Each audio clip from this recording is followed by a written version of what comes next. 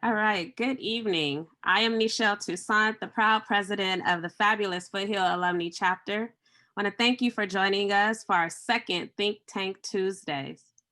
Foothill Alumni has served the Foothill community since 1991.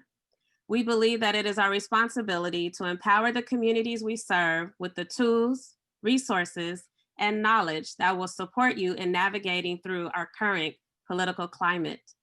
And now I give you the chair of our Social Action Committee, Thora Alexis Marion.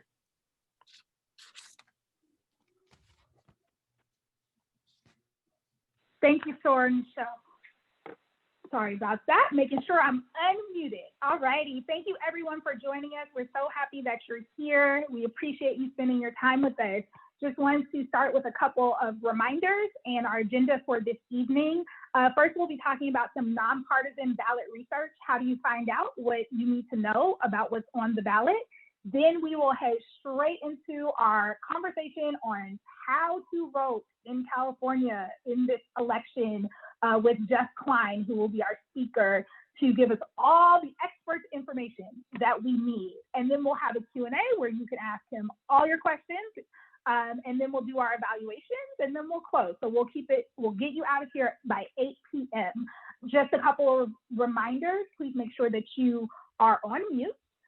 Please place any technical or content questions in the chat. It's being monitored both ways, so that way we won't miss any questions when we get to the Q&A. So please do feel free to place your questions there. We'll answer the questions during the Q&A, but also we will send out resources and a list of frequently asked questions after the webinar. And then the last thing to know is to please stay until the end of the webinar to complete your evaluation. Your completed evaluation is your entry into our little gift card raffle where we give away little $10 Amazon gift cards for you. If you complete that evaluation, there are 5 up for grabs. So you have a pretty good chance of winning. Next slide, please. So we're gonna get started just talking about ballot research. There are a bunch of prepositions. There are candidates for everything possible, all the way from president down to the water board, which most of us probably don't think about very often, but in California, it's important that we know who those people are. And it's really hard to find good information that you feel that you can trust. And as a sorority, we are dedicated to giving you nonpartisan, neutral information so that you can make your decisions however you feel is best. Next slide, please. So the biggest thing that you can do before you look for resources is to ask yourself a few questions. 1, who is providing the information? 2, what is their bias? And 3, do they provide any sources for the information that they are giving to you? And the reason these things are important is because you have probably already seen everywhere a bunch of different voter guides. I cannot open my email, my Instagram, or my text messages without getting voter guides, links, photos sent to me, put right there in front of me so that I can try to make my decision. So just a few examples. Voter guides come from every kind of organization, individual people. I mean, they really just come from everywhere, and they may become popular or get passed around even if there's not necessarily a lot of vetting done. So I just wanted to give an example of a few that are pretty popular. The first one on the left is from the Latino Community Foundation. They're a great organization, but the only reason I know that is because I've worked with them directly before. If I just saw this and I had no idea who they are, I would not be able to tell whether they are going to provide me important information. If you think about what might their bias be, well, it is the Latino Community Foundation, so they are focused on providing value program services for the Latinx community, right? And so bias is not necessarily a bad thing, but it's good to know what an organization or a person's perspective is before you take that information as gospel, for example. Another example is the LA Progressive Community Voter Guide. I know I got this in the mail. I don't know if other people did, but I know a lot of people in my family did. And it's provided by the Future Left, which is an organization that is very focused on left-leaning principles and work, but they haven't been around very long. So it may not be an organization that you want your information from, but they do set it out in an appealing way, yes or no, yes or no. The next one, the middle right, Community Coalition, that is an organization that many of you may be familiar with if you live in South LA. And they're a nonprofit that's been around for decades, and they provide voter guides in English and in Spanish, another helpful way to engage people. But you have to be aware of what might their bias be. Why might they be sharing this information? They're a nonprofit. In general, they're going to share things for the greater good, but you have to do a little more research.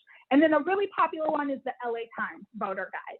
And so whether or not you find that important is going to depend on whether you feel like the LA Times is a trustworthy place to receive your news, right? It's going to depend on how you feel about them. Do they provide sources? Well, the LA Times is really good about providing sources for things. That's pretty much their job, is to provide you with sources. But that doesn't mean you necessarily agree with those sources. So we wanted to give you a couple of options that were nonpartisan and neutral. So we'll see that on the next slide, please. So two really great options for nonpartisan sources of information about your ballot are Ballotpedia and Voters Edge California. So both of these organizations, basically their whole goal is to provide a guide to elections and or politics in your area. They're both nonprofit 501c3s who receive their funding from nonprofit 501c3s. So they very specifically, according to tax laws, cannot advocate for any side of any issue. They have to stay neutral. They also provide local ballots. So Ballotpedia can be used by anyone in any state to look at their local ballot and find information on it. Whereas Voters Edge California, as indicated by the name, is only for California. So if you, in either of these sites, you go in, you put in your address, and then you are able to look at your local ballot, what is on your ballot for your area. So even your zip code, your district, which is going to be different depending on where you are, it brings up all the options, who the people are, what they stand for, and explains everything. So these are two options that we hope that you will use as you are looking to do your ballot research. If you haven't already sent your ballot, which is totally fine. I'm a person who likes to wait until election day to turn in my ballot, just in case something, interesting or important happens in between time. So I like to wait until election day and walk my ballot into the polling place. So I take my time to do more research. So if you haven't yet finished, your ballot and turned it in, then you have time to do a little bit more research. And now we're going to get started with our voting conversation in just a second. But I wanted to stop and check if there were any questions about ballot research. You can place them in the chat. But I wanted to get any questions before we dig into voting, because that is really the meat of why we are here today. Let me just double check that there aren't any questions. All good. Okay, if you come up with any questions that you have, feel free to place them in the chat. And Sora Darlene Walker-Coleman, can you please take over from here? Thank you. Sure. So I have the pleasure tonight, everyone. Thank you for joining us to read the bio of our speaker, who I've had the pleasure of actually seeing present on 3 occasions, I think now. So Jeff Klein is the Voter Education Outreach and Community Relations person for Los Angeles County. Jeff Klein oversees civic engagement, community relations, legislation, and programs related to voters with disabilities and multilingual assistance for Los Angeles County, registrar, recorder, and county clerk. The department that manages the single largest electorate in the United States. He has more than 20 years of experience in elections, 8 years working on a partisan level, and 12 years working in a nonpartisan administrative capacity. Mr. Klein holds a bachelor's degree in political science from California State University, Northridge, and a master's degree in public administration and policy from California State University, Long Beach. You will not be remiss as we welcome a very, very awesome speaker and presenter, Please welcome Jeff Klein. All right, thanks so much. Wow, what an introduction. That's great. Thank you very much. Appreciate it. And I'm glad you've never gotten bored of me, as you've said you've seen me multiple times, so that's good. So I'm going to go ahead and talk about our upcoming election, and then I'm happy to do some questions. So I'm going to bring up my PowerPoint here.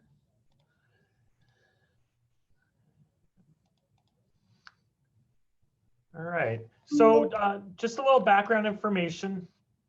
We have a very unusual election, hopefully the only time we'll have to run an election during a pandemic or public health crisis. But that said, we do have an election to conduct.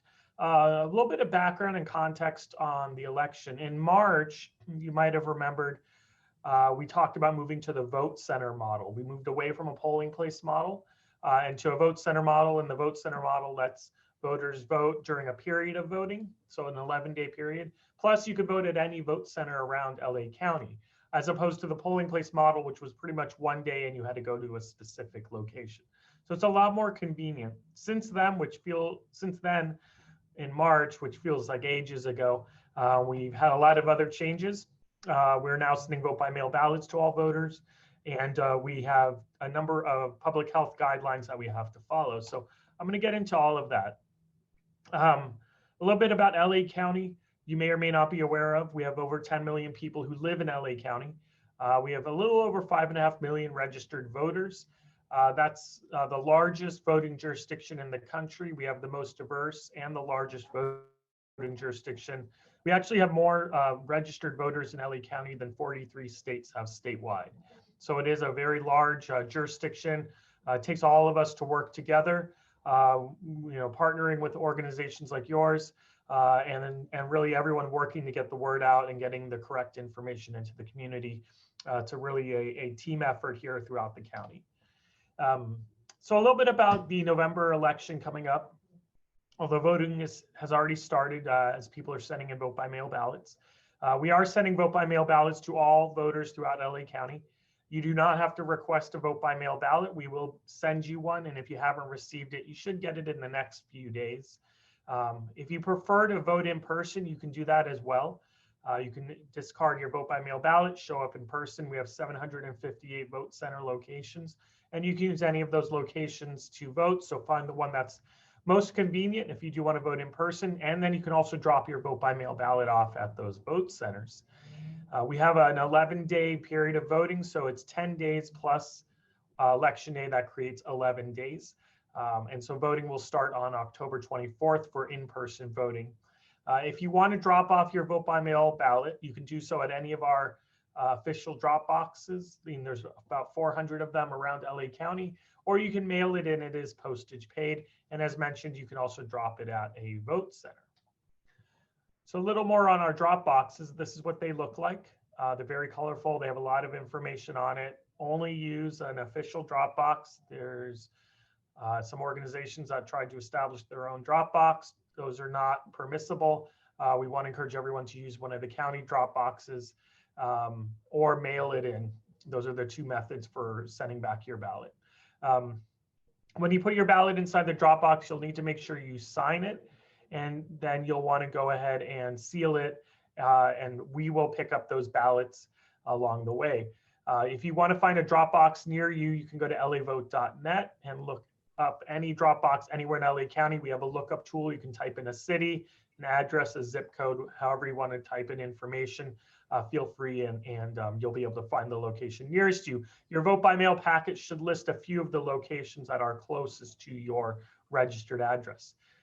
I've had a few questions about drop boxes and how safe they are. I'll go ahead and address that now because I have a feeling it might come up here. They are very safe. They're very secure. They're either bolted to the ground or they're chained to the facility, so no one can just pick it up and put it on their truck and drive off with our drop box. So they are secured. They are also vandalism resistant. So graffiti, damaging, anything like that has been already tested, and they are resistant to that kind of abuse. And then also the slot is very narrow. And so inserting your ballot inside, it really only is big enough to insert an envelope. So there's been concerns that people could throw stuff inside them. As you can see from the picture, the slot is very narrow on the one on the right, and then the one on the left, it just pulls down a little bit and it's easy to get the ballot inside. Jeff, not to cut you off, Sure. but I have a quick question as it relates to drop boxes, because Okay. I know specifically in my community, Yes. mailboxes have been welded shut. So how do we distinguish between a drop box that's been placed by an organization that may be wanting to do something other than collect and send them to the county register recorder for counting, Right. versus a drop box that is actually official? Is there any way that we can distinguish from that? Yes, so it'll look like this, and it's got all the information on it. It's very colorful. It's got all the official signage on it. It has our seal on it, has our website information, and they're large. So the ones I've seen that were, illegally placed, they're basically just standard boxes with a paper sign hanging on them. So obviously those would not be the official Dropbox. So this is exactly the Dropbox, what they all look like. Either the difference between the two you see in this picture is just basically size. Otherwise, they have all this information on it. So that's how you can discern what the difference between the official and the ones that are not official. The other thing to note about the unofficial Dropboxes, even if you call it something else, you cannot collect a whole bunch of ballots in any kind of receptacle or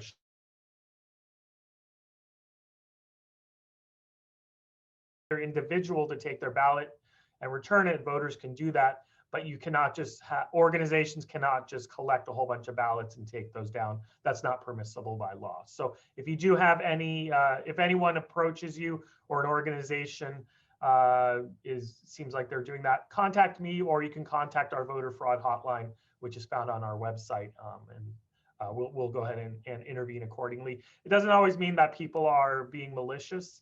I've had about 4 organizations ask if they could go around and collect ballots for seniors. I think they're just trying to be helpful. I'm not going to comment on the current news event, but I think the organizations, at least that I've talked to, and those aren't any of the organizations that have appeared in the media recently, they're all just trying to be helpful. And I've had to explain to them that it's really voters entrusting one individual. And you know that too, because if you look at the return envelope, there's one line for voters to sign their name. I'm sorry, for the person returning the ballot to sign their name, and there's no place for an organization to put that. So hopefully that clears up some of that third-party returning information. The pickup schedule, last thing about drop boxes, and then I'll move on.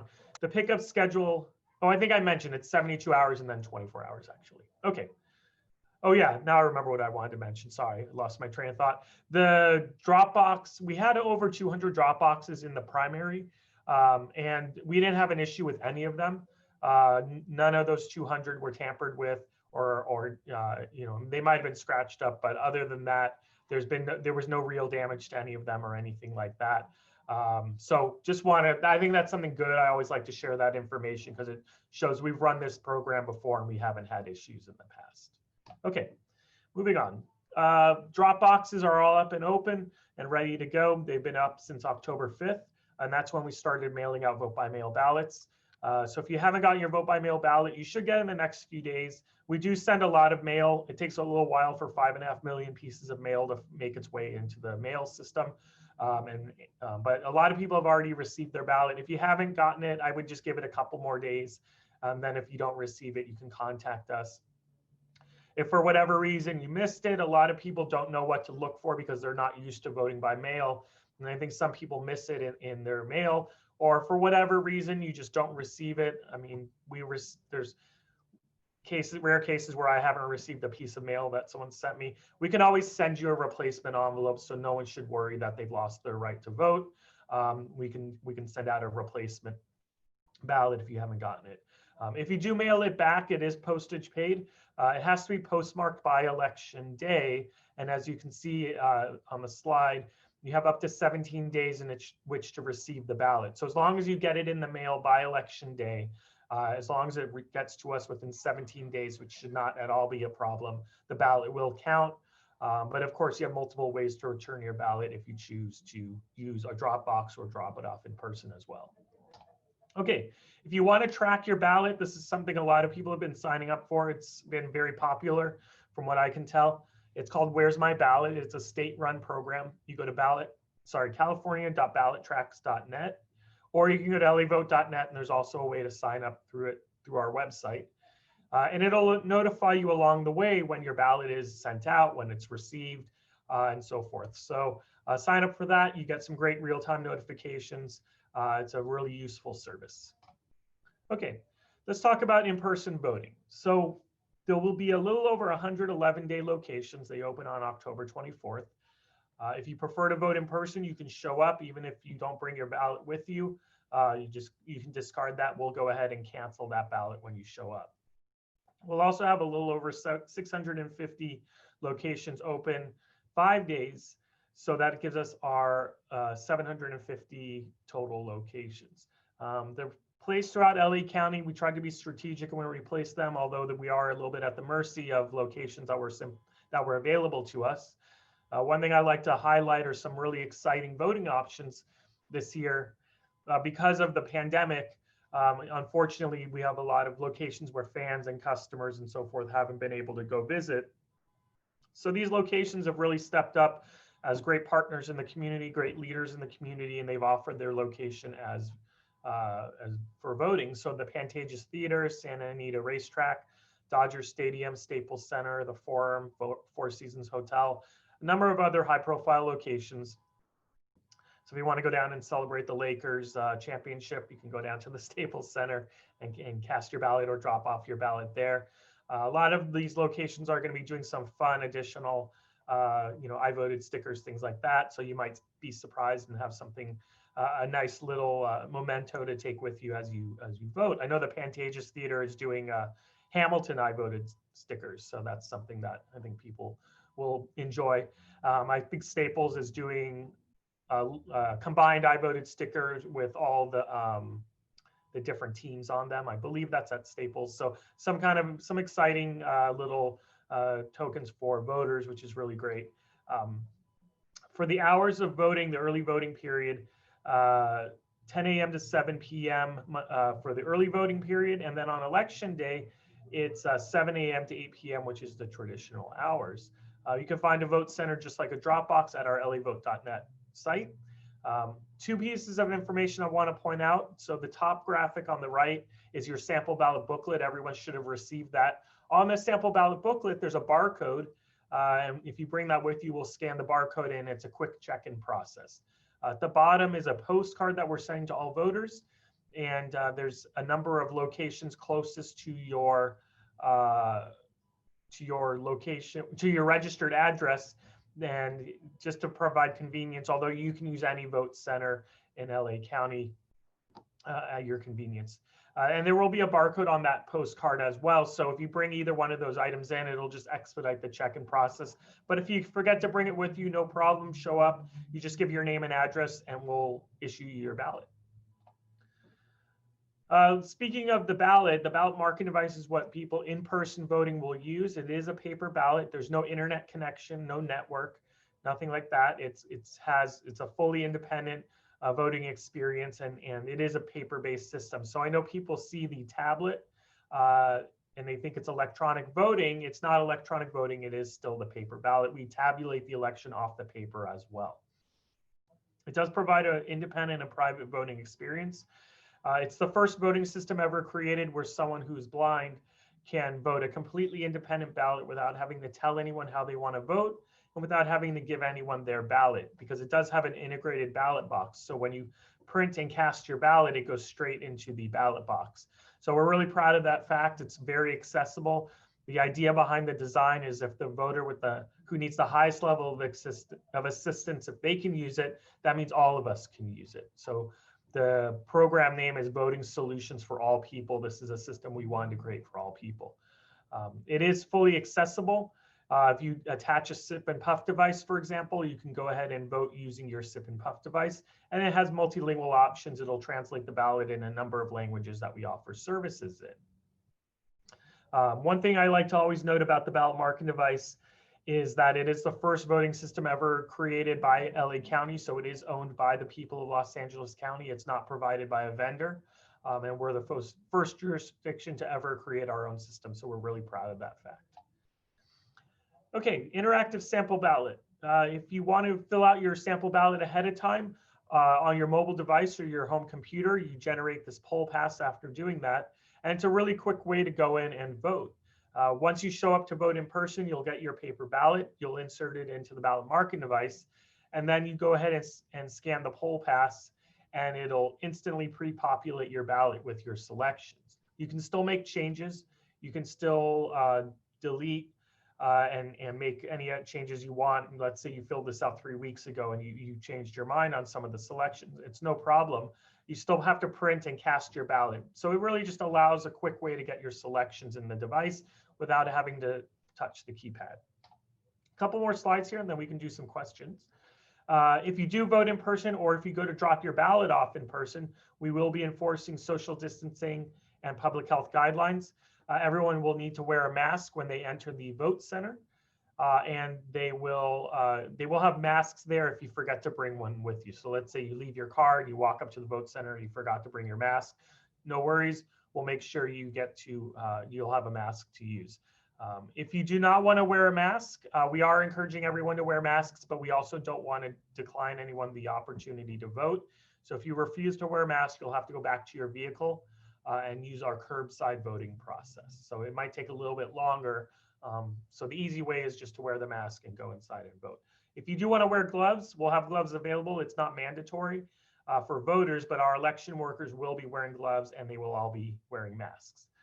We will have hand sanitizer at the entry and exit. Everything will be socially distanced. So the voting device will be 6 feet apart. The line will be spaced out by 6 feet. And we will be wiping everything down after use so it's clean and it's sanitized for the next voter. A little bit on the timeline. On September 24th is when we started sending out sample ballot booklets, so everyone should have received theirs already.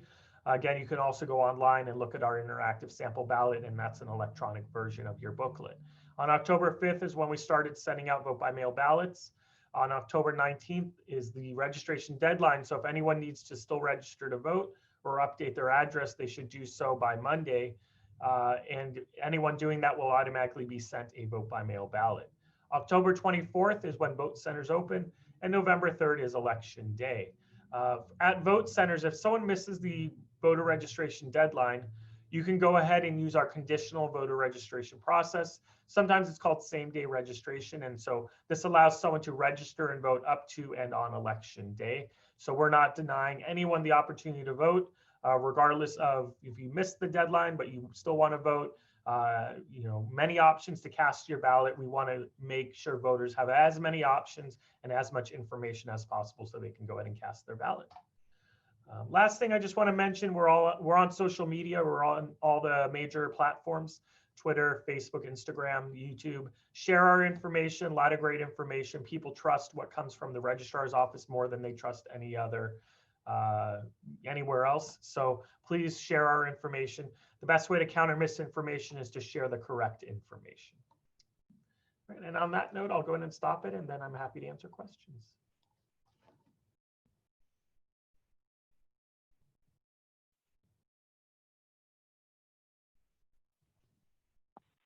Sure, Tamala Scott Johnson, can you take any questions that were put in the chat?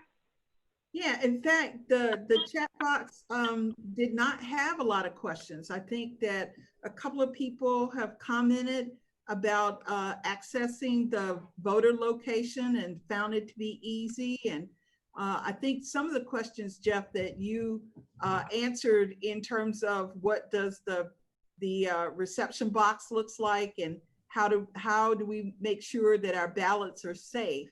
But I actually don't see a lot of questions, so we'll take some questions. Someone asked, can you go over tracking a ballot again? Sure, and I actually see one right above, and I may not have been as clear, so I'll go ahead and answer that one as well. If you're just dropping off your ballot, you do not need to stand in line. I think that was some confusion last time.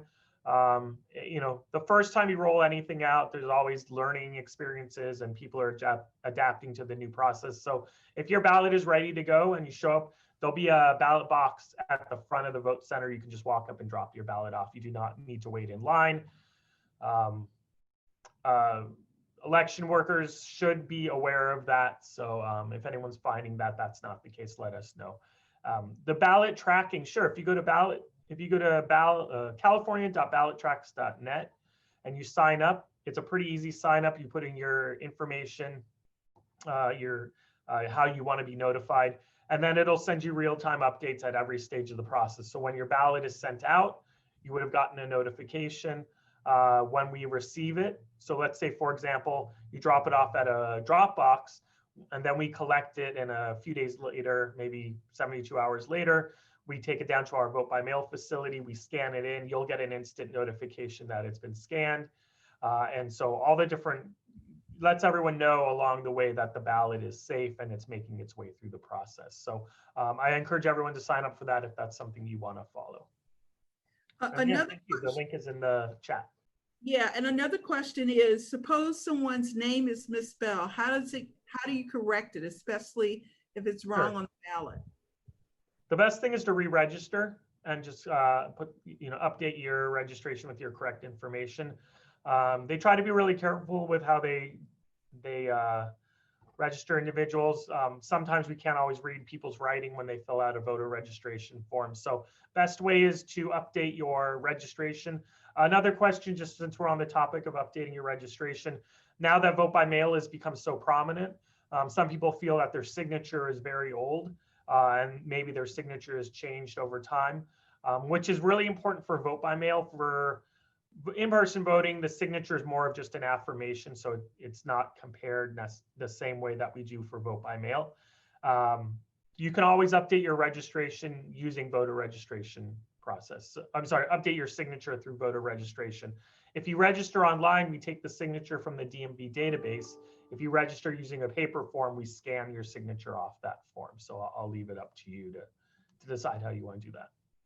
Another question is about the date on the mail-in ballot envelope. Where do we write the date, since the boxes have letters in them, which represent the month, date, and year? Yeah, you just write over the letters. Okay. I think so. Let me grab an envelope. And then can you say more about? You know, even if you wrote the date above the letters as well, you could do that as well. That's not as crucial. It just needs to be on there somewhere. So either over the letters or just above the letters. Okay. And what's the deadline to update your registration? Could you remind us of that, please? Sure. October 19th is the voter registration deadline. And is it, do you need stamps to mail back in your ballot, or no stamps are needed? Okay. Yes, it's all postage paid regardless of how many sheets are in the envelope. We pick up the postage for everybody. Great. And then can you tell us more about the car voting? Is that only for PPL not wearing a mask? No, it's curbside voting is actually for voters who are physically unable to come inside the vote center. That's the origins of it. It's something that we've had every election, and we will continue to provide for this election because we didn't want to deprive anyone of their right to vote, but at the same time, we need to maintain a safe environment. So we're also utilizing that for people who just refuse to put on a mask. That way they still have an opportunity to vote, but it keeps a safe environment where they are isolated to their car. Are there locations where that occurs? Because if you use the locator, you can drop it off at City Hall and a number of other places. Is that where you find that as well? So curbside voting is available at every single in-person voting location. So when you drive up, usually where like the parking lot or any place close to the entrance that you could see from a vehicle, there'll be a sign outside and it has a phone number. you call that number and it'll notify the election workers, and then they'll come outside and assist. Okay. Are there any other questions that I did not get in the chat? Let me just check.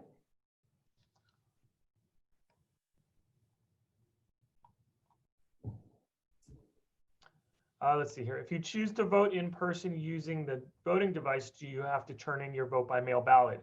Under the Vote Center model, you don't have to bring your vote by mail ballot in. You can just discard it.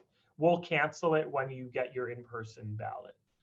Under the polling place model, it was a little bit different, but now our process is a lot more technology friendly and integrated better with our voter database. So we have the ability to cancel your vote by mail ballot.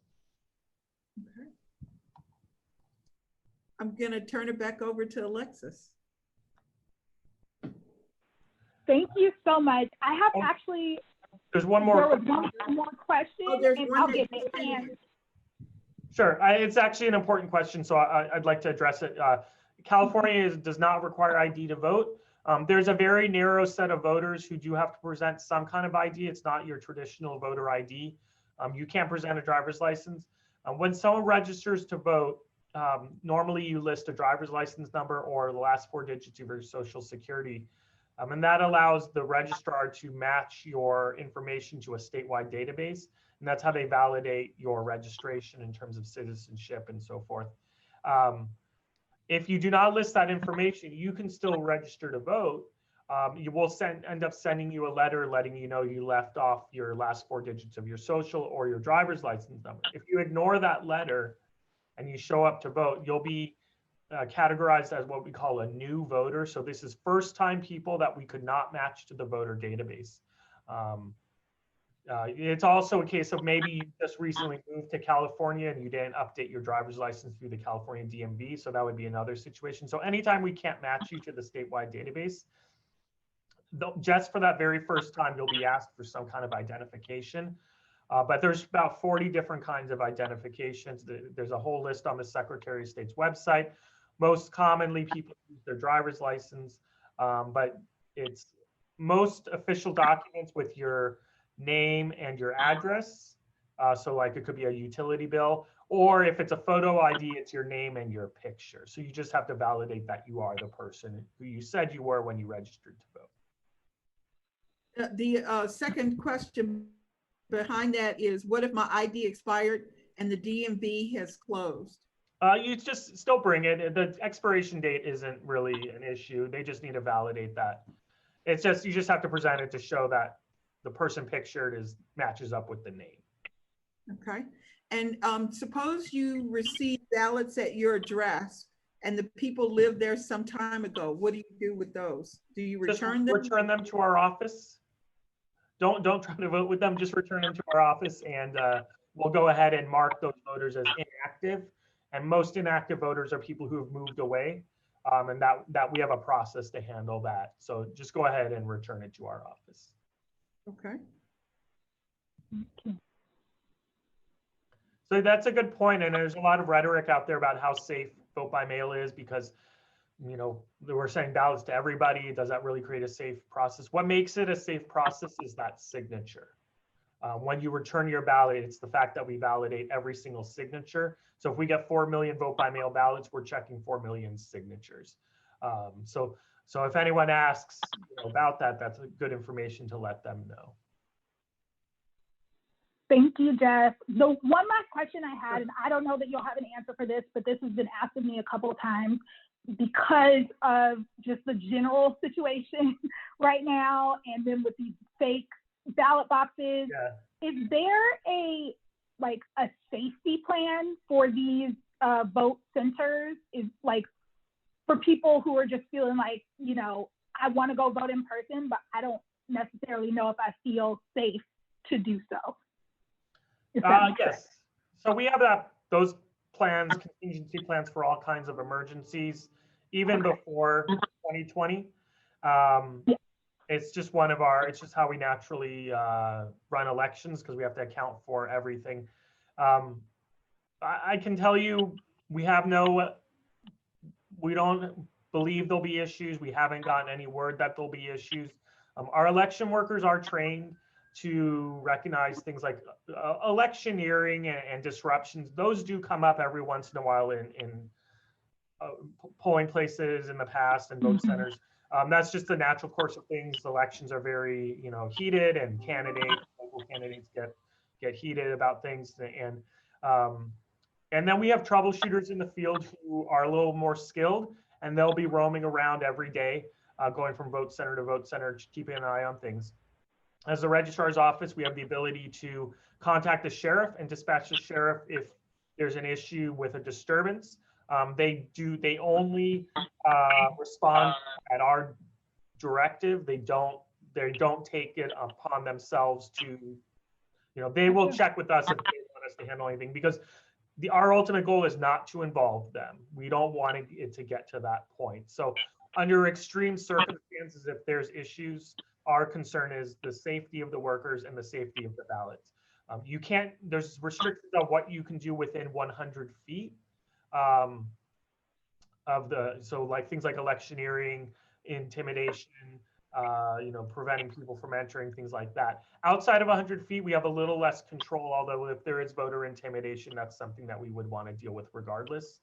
So we have a lot of steps in place, and we have a lot of people here monitoring that type of activity, and it's something we'll be looking for. So we want to assure everyone that it will be a safe environment, and we want voters. Our number one concern is all the voters who show up. We want people to feel comfortable and safe, and it's a secure environment, and that they don't feel that there's any involvement from authorities who might be a little too heavy-handed. We don't want that either. And then also, supporters or others who get a little out of hand. All those things we are monitoring. So hopefully that provides a little assurance. Is there a number that you see some behavior that you might consider voter intimidation? The quickest way is to email me. Quickest way would be email me. You have my contact information. I'm happy to address those issues. Those are the kinds of issues I work on during our voting period. So feel free to send it to me. You can call we have a number of hotlines and so forth. Sometimes phones get busy, so it probably is quicker to just contact me. Jeff, this is William Coleman. I got a question for you. Okay. So I'm at Norwalk at the county recorder's office, right? Okay. And there have been numerous across the country situations where people have been encouraged. Let's be honest, by our national leadership, to become unofficial poll watchers. These folks show up armed in these scenarios. So how do we deal with that? So the number one thing to know is that firearms are not allowed in a vote center. That's regardless of who you are, unless there's a serious emergency situation that they're dealing with. But even locations that normally have armed guards or security, we have instructed those locations that they're not to be within 100 feet of the vote centers. And that's something that we feel pretty strongly about. So that would be the number one thing to know. And if you get any sense of firearms, you should let us know. So that's the number one thing. The other thing is that we monitor the security and the safety. We want to make sure that things run smoothly. We're in constant communication with our election workers, and yes, I think it's very heated out there. The rhetoric is very high, and we're aware that there are elements that are encouraging a little more vitriol and more inciting people to get them riled up, and that's something that we only have a limited ability to have control over. So we try to make sure the voting locations are safe and secure and people feel comfortable, and we go to great lengths to ensure that happens. So we haven't had issues in the past. We don't expect any for this November, but obviously the environment is a pretty heated environment, more than any point in my lifetime. So that's something that we want to make sure we're monitoring and just staying on top of. So I really encourage everyone to hang on to my information. If something comes up, please notify me and we'll be sure to dispatch people to handle situations. Thank you, Jeff. Jeff, is it okay if I put your email in the chat for folks? Absolutely. Okay, great. Yeah. And because we're running out of time, I think we got all the questions. There was one question about how to become a poll watcher. Is that something the county is asking for, or encouraging people to do? Do you have any information about that? So we don't run an official poll watcher program. We work with organizations that do poll watching, and so that's okay. Anyone who is not, you don't even have to be with an organization. Anyone who's not a voter, not an election worker, not a member of the media is essentially a poll watcher. Sometimes they're called observers. The great thing about our elections in this country is they're all transparent. And so the public is encouraged to peacefully show up and not interfere with the process and not, bother voters and not impede anything. You can hang out in the vote center and just watch the process. That's okay. So if you're interested in doing that and you want you have any questions about that, please contact me and I'm happy to talk to you about it. Thank you. And then another question was, so if you use ballot tracks, will that tell you if your ballot was not verified or not accepted for whatever reason? Yes, you'll get an update on that. You'll also, I'm actually glad you mentioned that. If you forget to sign your vote by mail ballot, we'll send you a letter letting you know that you didn't sign it. Whether or not you're with ballot tracks is completely separate from that. And then also if the signature doesn't match, so if you had an issue, most commonly household members sometimes mix up their envelopes and someone signs on the wrong envelope. We'll also send you a letter if there's a mismatched signature. And so you'll get a second chance to correct your ballot that way as well. But you can also sign for ballot tracks and it'll let you know. Great. And then last question is there a way to find out what signature you have on file, or should people assume it's their ID signature? Yeah, you would want to contact our election information number. So if you go to levote.net, I'd have to bring up the phone number to see which selection it is. But the recording will also tell you. You can check that out. So they should be able to send you a copy of that. Okay, is that I put in 800-345-VOTE. Is that the number that they can call? Oh, okay. Let me see if I have it here. I can put it in the chat. Okay, great. Thank you. Sure. And then I think that is everything. Okay, great. Perfect. So I'm going to go ahead and put I'm going to put an email for just general information. Oops. Okay, thank you. As he's doing that, I just have a question of clarification. So if you are tracking your vote and you don't, and it indicates that it has not been received, what's the recourse? If you don't have it yet, if you can't track it, and it's suggested it has been received for whatever reason, what should a voter do? Hang on one second. I got it. So I would give it a few days after you drop it off, because like I said, we're at least at this time, we're picking up every 72 hours and then it gets to our facility and we have to process it. But if you sent it like a week ago, or you dropped it off a week ago and you still haven't gotten a notification, contact us and we can assist you. I want to see, there's a trying to find, I have oh yeah, here we go. And then this number is for the vote by mail section. So a few different resources, and then all of this is of course on our website, and I'll put that here. Great. We also have a chat feature for customer service, so you can also go on and you can use that chat feature as well. So yeah, I would just follow up if you haven't gotten that notification. All righty, perfect. Thank you so much, Jeff, for doing this again for us. You're our favorite elections expert, and we love it, so thank you. And I hope everyone got a lot of information and got all the answers to all the questions, but also I did drop just email in the chat. You will get all these phone numbers and emails in a follow-up email. So if you have questions, you will have all the places that you can go to get them answered. As well, I'm going to drop in the chat right now the evaluation form that we are requesting for you to fill out, or you can take a photo of the QR code that is on your screen right now. Use your smartphone to take a photo and go straight to the link. You can do it from your cell phone or from your computer using the link in the chat to fill out your evaluation. And if you could just take 2 minutes to do that right now so that we can do our drawing and figure out who's going to get the Amazon gift card, that would be amazing. And that's everyone who is on this call right now. Please do fill out that evaluation. And other news, we know that there were some issues with the link for tonight.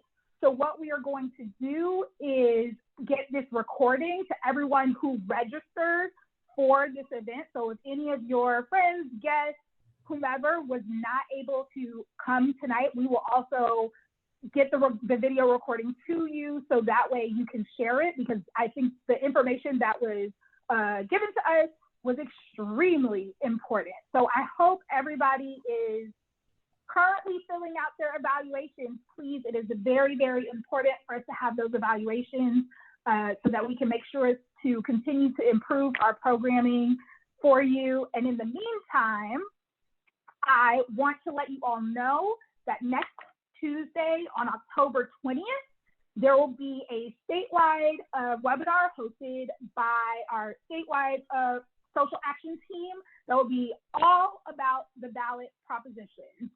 So an overview of all the ballot propositions, and it should be an amazing, just 90 minutes from 6 p.m. to 7:30 p.m. And you will be able to have your questions answered again about all those ballot propositions that you still may have questions about. So please look out for that link. We will send that to you as well. And again, the evaluation link is in the chat. Please fill it out right now. Some of you, I'm looking at your busy faces. I can tell you're filling it out because I see you and you look focused and concentrated. So I appreciate you. And then we'll hurry up and do the drawing, and then we will close. Okay. There's about 37 people in here, so minus committee, we should at least get about 20-something evaluation. And if you have any issues trying to get the link, please let us know.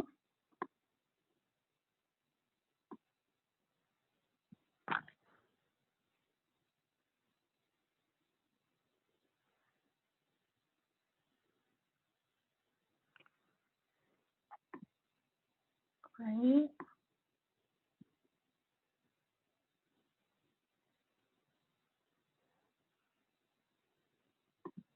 Give it like one more. Are you seeing evaluations come in or it's on? Okay, perfect, great. So glad that you all found the session informative. Oh, and please do make sure to check out our blog where we're sharing resources. So we have voting resources up there, but we also will be sharing the resources obviously from this evening as well. So I will put the link in the chat for that. We would appreciate you just going on there and getting the information that you need.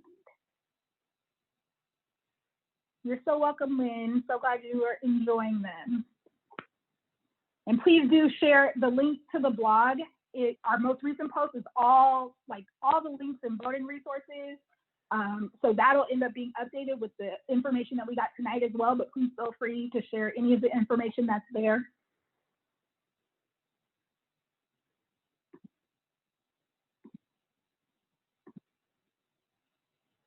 All right.